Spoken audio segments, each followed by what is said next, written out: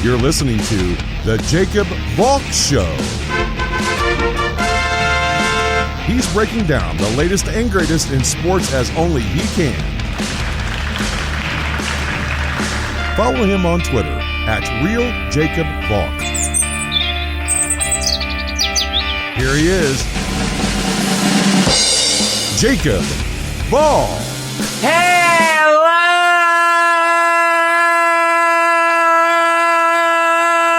sports fans!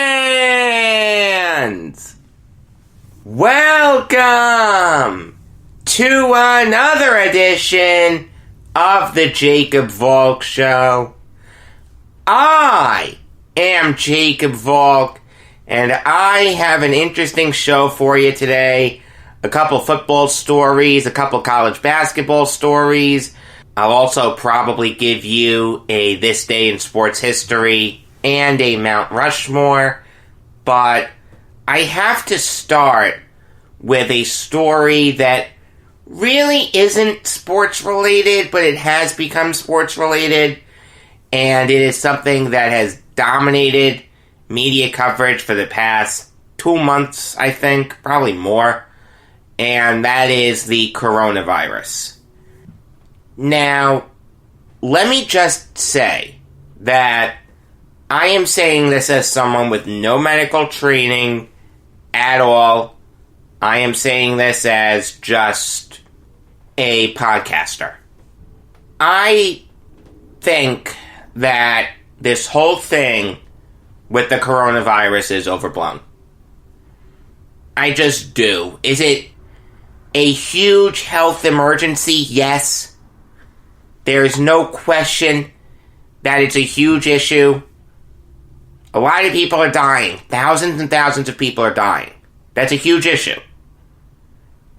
But the way that the media is reporting it makes it seem like this is going to be the end of the world. And it's just not. President Trump got some heat for misrepresenting the death rate from the coronavirus. Is it deadlier than your average flu? Yes. But do you know what the death rate is? And this is according to the World Health Organization. 3.5%. Now, when you're talking about infectious diseases, that's a lot. But think about this logically. You have just a 3.5% chance of dying if you get the coronavirus. Another way of saying it is, you have a 96.5% chance of living. More often than not, you're just going to get a fever and a cough. Now, granted, that can progress to shortness of breath, which is a huge issue, obviously. You don't need me to tell you that.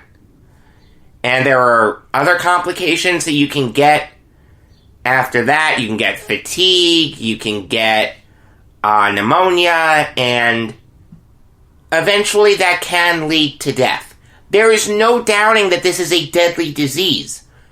But you only have a 3.5% chance of dying if you get it. This isn't like the Black Plague. This isn't rabies. This is just a 3.5% chance of dying. You remember that show, 1,000 Ways to Die?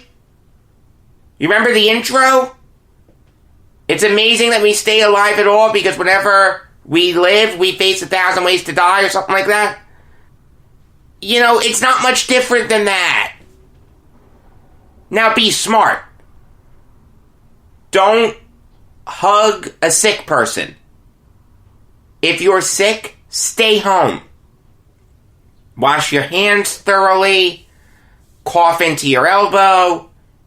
Be smart. But, and this is why I'm talking about it today, don't cancel games over it. The only reason why I'm talking about this today is because the MLB, MLS, NBA, and NHL issued a joint statement saying that all team locker rooms and clubhouses will be open only to players and essential employees. So they're shutting the media out of the clubhouses and locker rooms. The media will still be able to meet with people in designated locations, so, they're not being shut out entirely. Firstly, let me just say that the biggest winner here is the NFL, because they don't have to deal with this. It's their off season. They have to be really happy. I'm sure by August or September, we'll have some kind of a remedy to this. I'm not saying a vaccine. I'm not saying we're going to have it cured. But I think it's safe to say, because the media does this every year. Every year, they hype up a disease, whether it's SARS, swine flu, Ebola, the Zika virus, whatever. They hype it up like everyone's going to die from it, and it's over within a few months. I watch a lot of medical YouTubers like Dr. Mike and Brian Sutterer, MD. The biggest thing they're saying about this is that they're criticizing the media for sensationalizing it. I guess they can't pick on President Trump. Or no, they can. They don't like how he's dealing with this. I don't know what you want him to do. Seriously. It's a joke how the media is handling this. I don't mind the leagues kicking the media out of the locker rooms. For starters, they go in there too early anyway. I said this before. You'll catch a player saying something stupid. And I understand that's what the media wants, but it's not what the players want. Give the players a chance to decompress, get their thoughts together, and then you can go in. But don't go in 2 minutes after a game's over.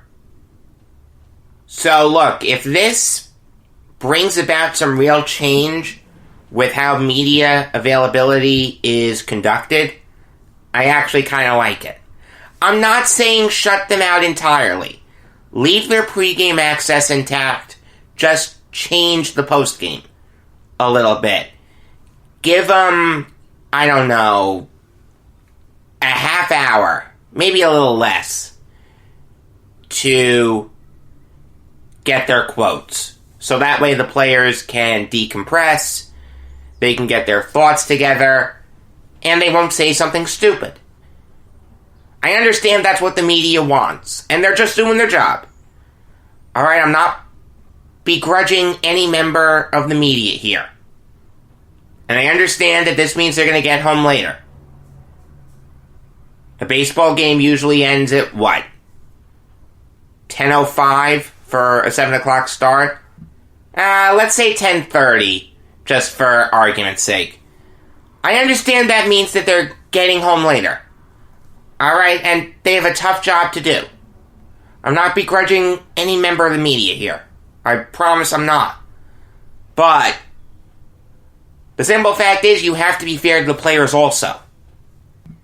How would you like it if after you poured your heart and soul into something and you played your ass off for 3 hours and you lost, or you did something stupid to cause the loss, if I shoved a microphone in your face and wanted quotes?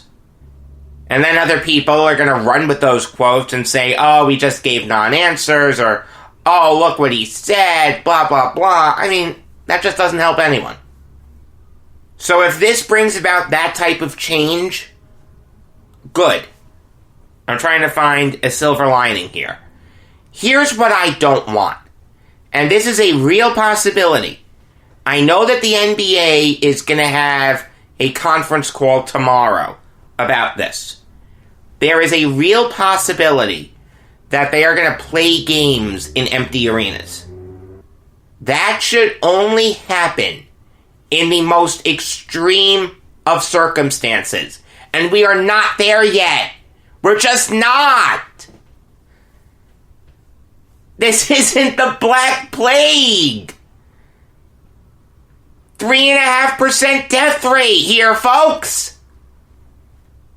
You know, I gotta tell you, ever since this started becoming prevalent, I went to a food expo and I think 2 or 3 Islander games. And I gotta tell you, I'm fine.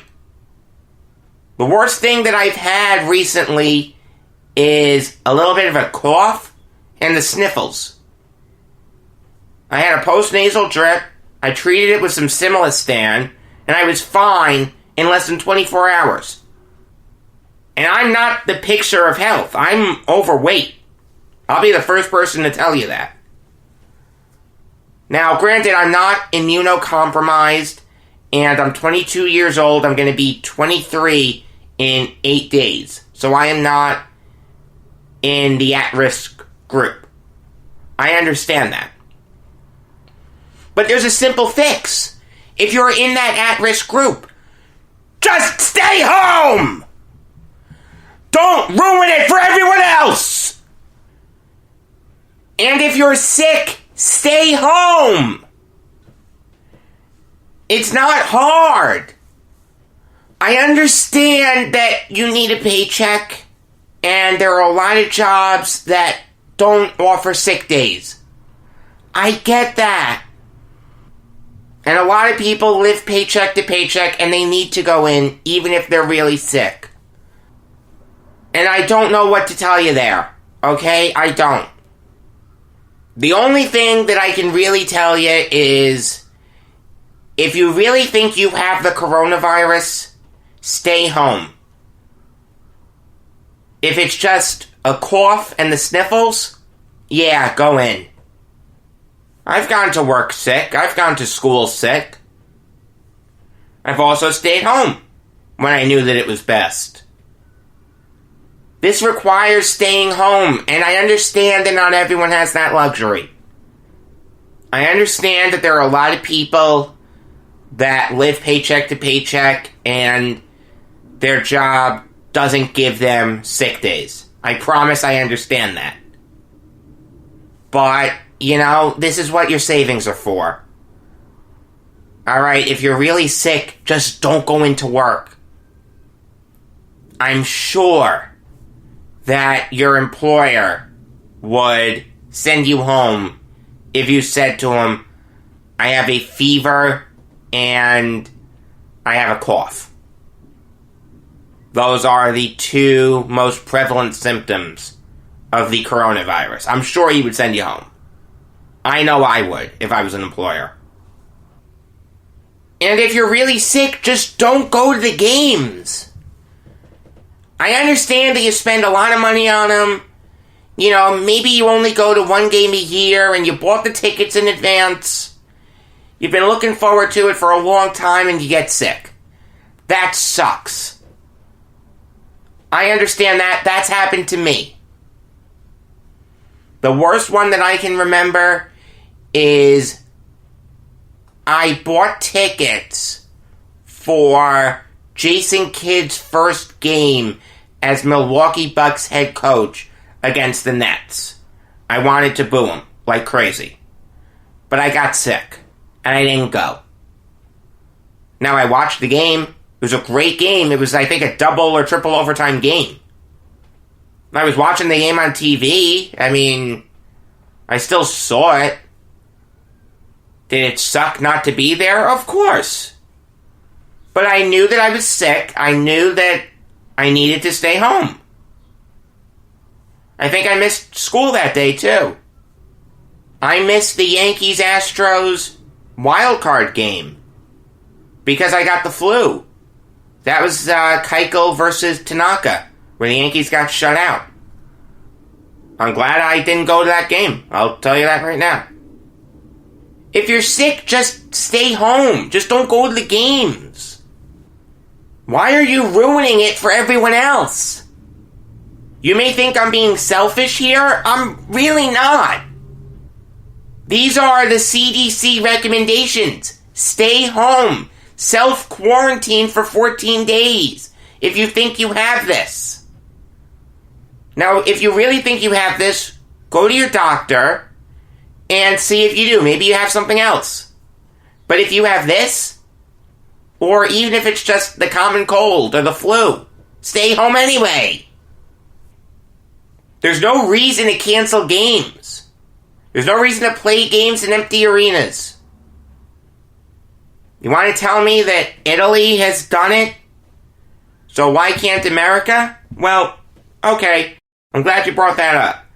I'm on worldometers.info right now. A very reputable source. It's been cited by the UN, BBC News. It's been in a bunch of scholarly sources. Italy has had 9,172 cases of the coronavirus, with 463 deaths. The U.S. has only had 729 cases, with only 27 deaths. 729 total cases. We're going to cancel games over that now. We're going to play games in empty arenas because of that.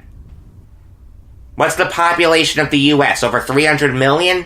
What's 300 million divided by 729? That's the percentage of people that have this in the U.S. Italy is a hotbed for the coronavirus. It has the second most cases in the world, behind only China. Of course they're on lockdown. Yes, that's correct. And if the U.S. had over 9,000 cases, yeah, we have an issue. Lockdown the country, lockdown whatever states are the hotbed of it. I'm in New York. New York has the most cases out of any state in the union. But you know what? I still went to a food expo. I still went to 2 or 3 Islander games. I plan on going to the final Islander game at the Barclays Center. I definitely plan on going to Yankees opening day. And if the Islanders get to the playoffs, damn straight I'm going to those games.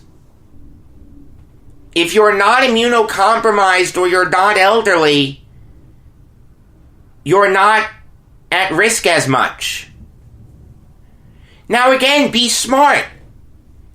If you see someone who's sick, don't run up to him and give him a big hug.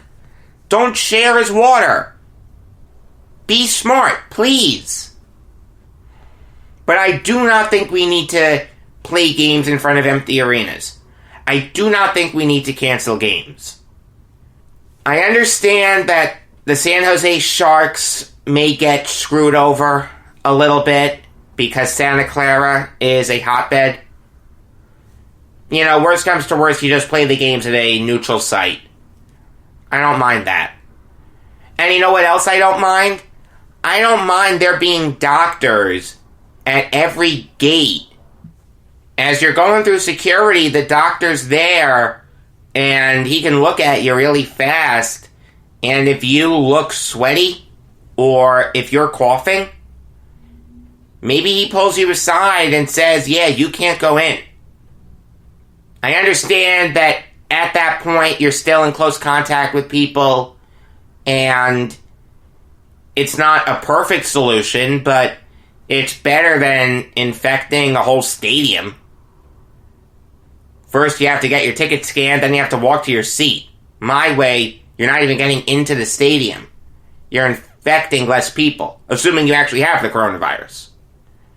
If you think you have it, please stay home. For goodness sake. There's no reason to get someone sick. I don't care if you've had tickets to this game for a long time. Just stay home. In conclusion, I applaud those 4 leagues for stepping up and limiting media availability. I think it's something that should be done anyway for post-game availability. Not pre-game, but post-game. I don't think we need to cancel games or play games in front of empty arenas. I think we need to trust people that if they're sick, they're going to stay home. realize in the U.S. there are only 729 cases of this. What are the odds that one of them is going to go to a game? Now, I understand that number is just what we know right now. That can change. Overnight, it can double. But as it stands right now, I don't think we're at the tipping point. And if the NBA cancels games tomorrow, or plays games in front of empty arenas, or if the MLB does the same thing, you can bet I'm going to talk about it. Moving over to some play-on-the-field stories now, and the Raiders have smartly cut Tahir Whitehead. I think it's a really good move by the Raiders. I've never been a big fan of his. He came into the league in 2014 and looked really good. 2015, he took a big jump, and it looked like he was going to be a good player in this league for a while. But after that, he fell off a cliff. And the Raiders, for some reason, gave him a big contract. He was never worth it for him. According to Pro Football Focus, last year he had a 55.2 overall grade. That's not very good. By cutting him, the Raiders save over $6 million. This is a no-brainer for the Raiders. You know, one thing I do want to say about the Raiders, though, before I move on, is I feel like a lot of people are still giving John Gruden some heat. This guy inherited a team that was going nowhere. They were in purgatory. And yeah, he traded some really, really great players in Khalil Mack and Amari Cooper. But look at where the Raiders are now. They went 4-12 in his first year back, and now they're 7-9. They're moving into a new arena in Las Vegas. You've got to think that there are some players that are going to sign there to play under the bright lights. Lord knows the Raiders have cap space over $56 million. They've proven to be pretty good at drafting. Josh Jacobs looks like he's going to be a really, really good player in this league for a long time. I really have full confidence in John Gruden and Mike Mayock. If you're a Las Vegas Raiders fan, you have to be excited. Moving on now to the Texans locking up Darren Fells for 2 more years at $7 million. And I think this is a great move for the Texans. Fells was tied for the lead in receiving touchdowns for them with DeAndre Hopkins. He was by far and away their best tight end. It wasn't even close. Jordan Akins, not even close. Jordan Thomas, not even close. Even though Darren Fells is on the older side, he's going to be 34 when the season starts. I think that it is a great move to bring Fells back. If you want to try to get a little younger by drafting his heir apparent, I don't mind that at all. But to bring Fells back, I think is a great move for the Texans. His blocking has always been really good, and if he can keep this offensive production up, it just adds another element to a team that, let's be honest, has been stuck in neutral for a long time. They have the quarterback. They have some really good weapons around him. One great one in DeAndre Hopkins. They have some really good defensive players. It's amazing how they've never been able to take that next step. They were so close against the Chiefs. So blasted close. Man, if you were a Texans fan, you had to be dying watching Mahomes. Oh, man. You have the Chiefs right where you want them, and you end up giving up 51 points. You score 31 points in a playoff game you expect to win.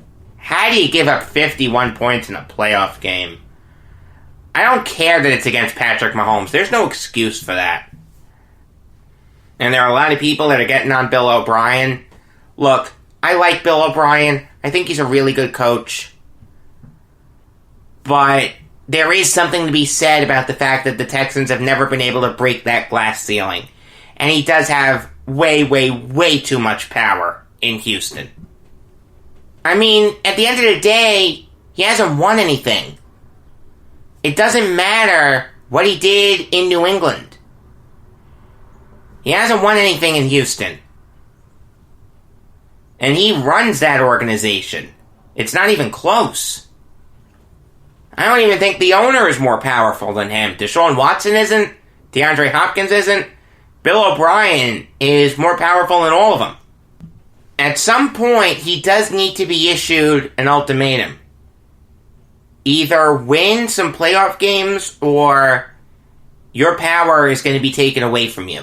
I'm not saying get rid of him as head coach, but certainly take away his personnel control, at least.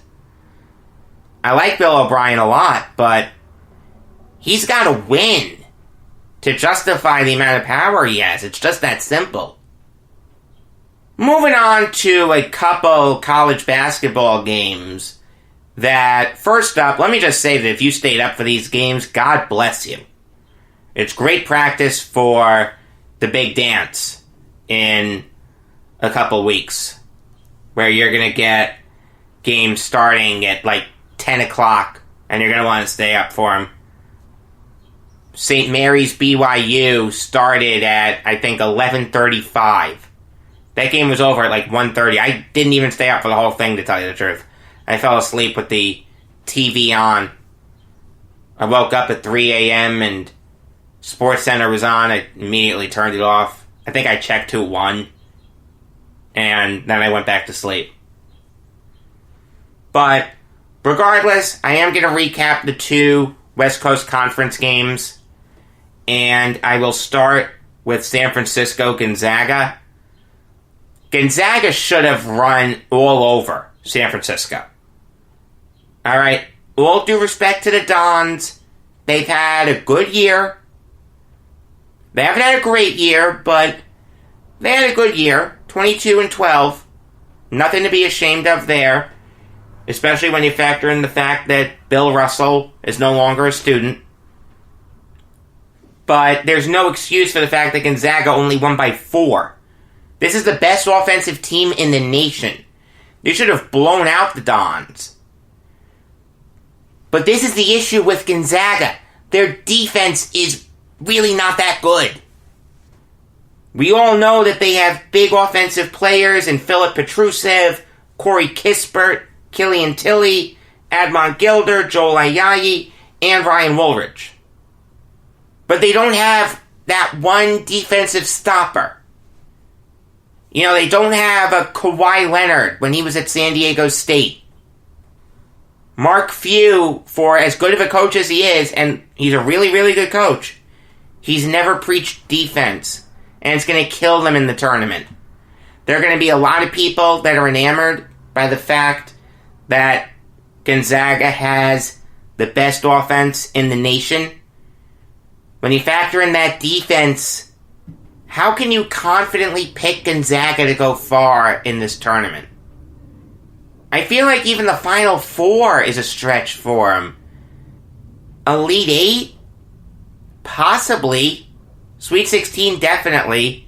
It's going to be interesting to see who they're matched up against. If they go up against a great defensive team, pick that defensive team.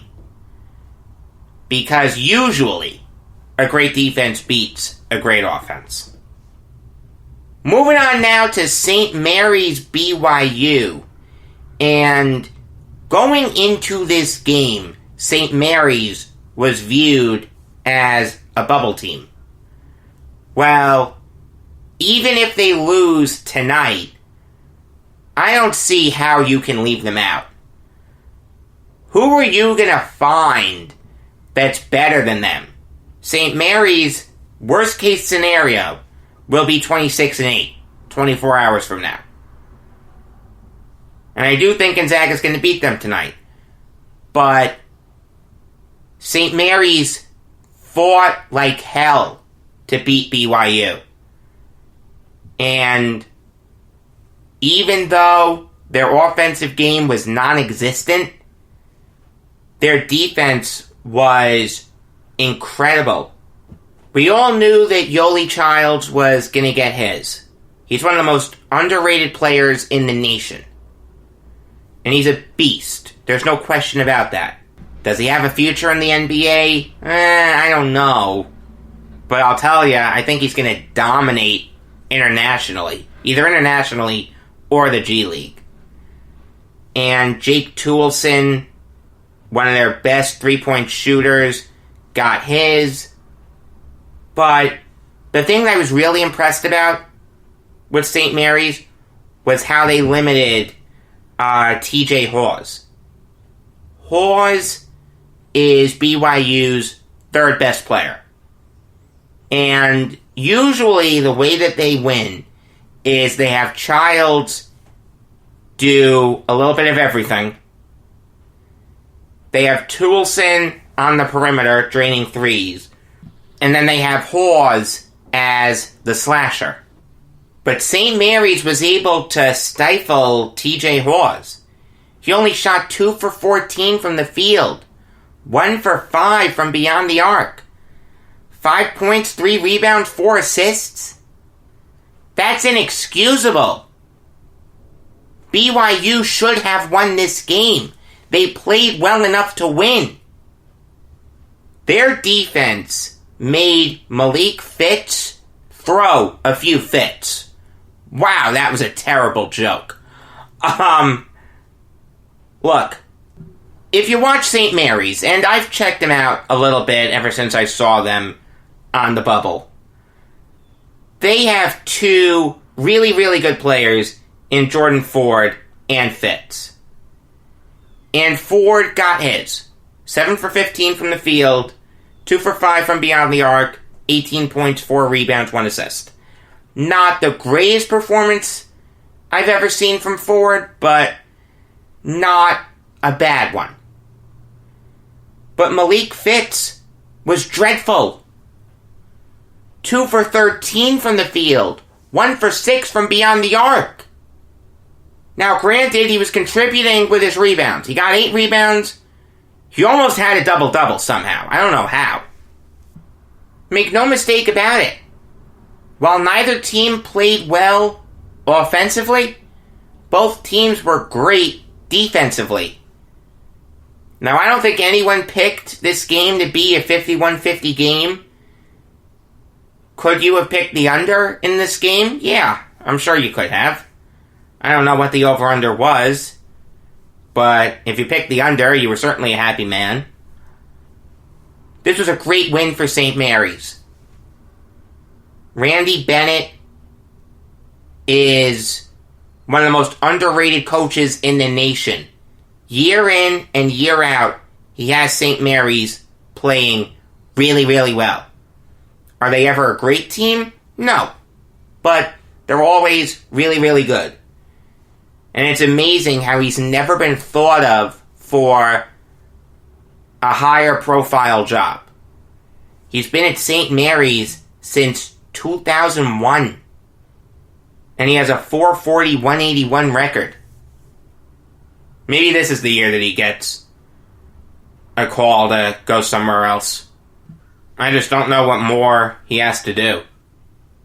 It's going to be a really, really fun game tonight between St. Mary's and Gonzaga. I'm probably going to recap it tomorrow. I'm really going to be rooting hard for St. Mary's. A, I love upsets. B, I'm not really high on Gonzaga this year. And C, I really want St. Mary's to get into the big dance, and if they win tonight, they're in. It would be great to see 3 West Coast Conference teams in the big dance. Alright, I'm not going to do this day in sports history. This show is already running kind of long. I am going to do a Mount Rushmore, though. So, here we go. Let's do it. If you've been keeping score, you know that I am on the Chicago White Sox. And the White Sox are probably the biggest underachievers in baseball history.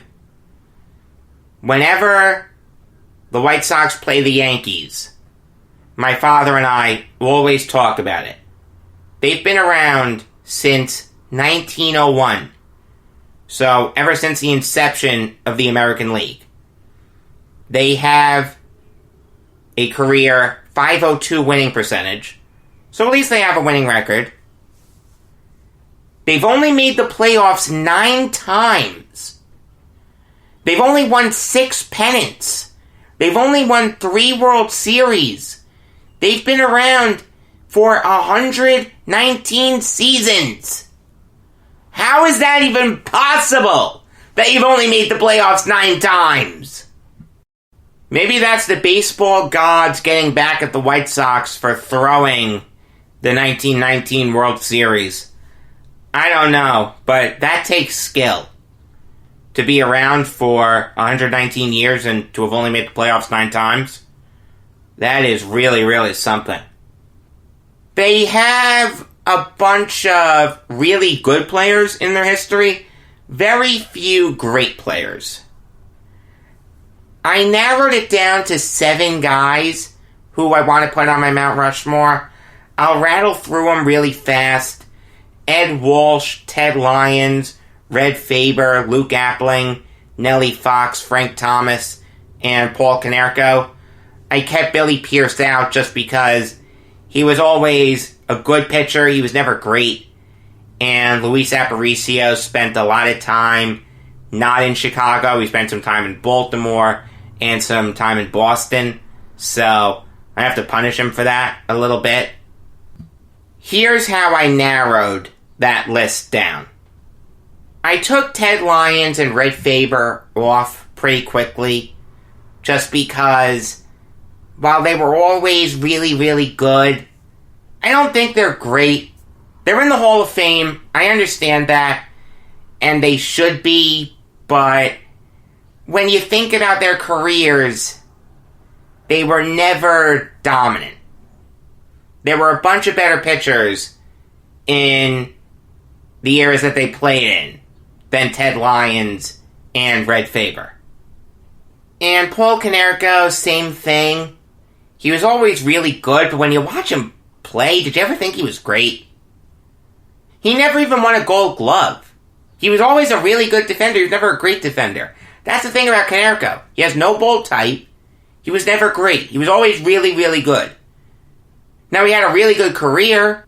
Nothing to be ashamed of, but I don't think he's better than Walsh, Appling, Fox, or Thomas.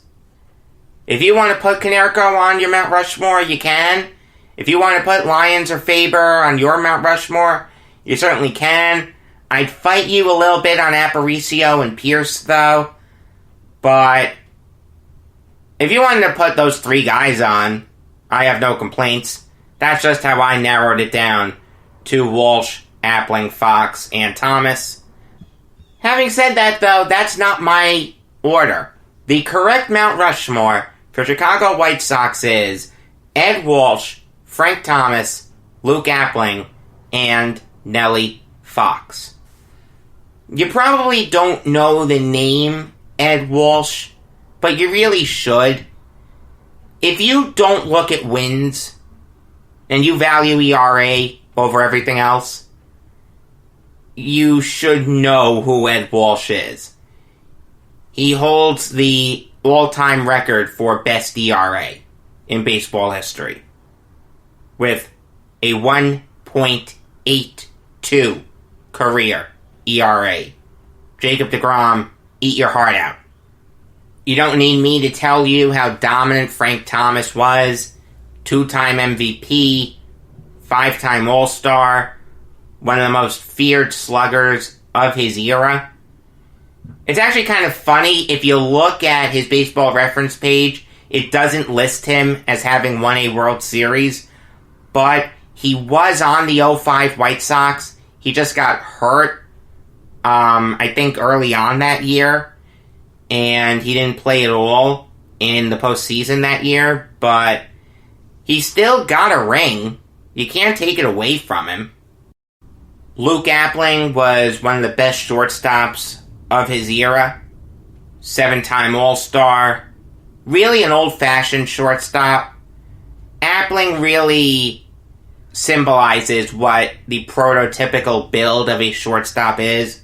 No power, but hits for average. He finished his career with 2,749 hits, all for the White Sox. And in 1982, at an old-timers game at RFK Stadium, despite the fact that Appling only hit 45 home runs in his big league career, he hit a home run off of Warren Spahn. Appling was 75 years old when he hit that home run.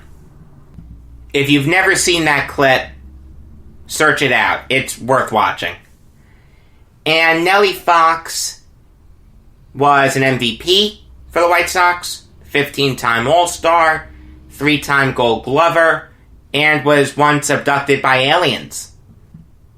Seriously, Bill Veeck once arranged for aliens to come down in the middle of the infield, capture Fox and Aparicio, and then they told the crowd that they were going to help the smaller infielders play against the bigger opponents. Fun fact, you know who one of the aliens was? Eddie Goodell. I'm not kidding. Eddie Goodell was really one of the aliens. How did Veeck come up with some of this stuff, man? Oh, my goodness. Veeck as in wreck is right. Tomorrow, you know the drill, latest and greatest in sports. Hopefully, I won't be talking about the NBA doing anything stupid in response to the coronavirus. Until next time, I am Jacob Valk saying that I was thinking about trying out as a baseball player until I pulled a muscle vacuuming.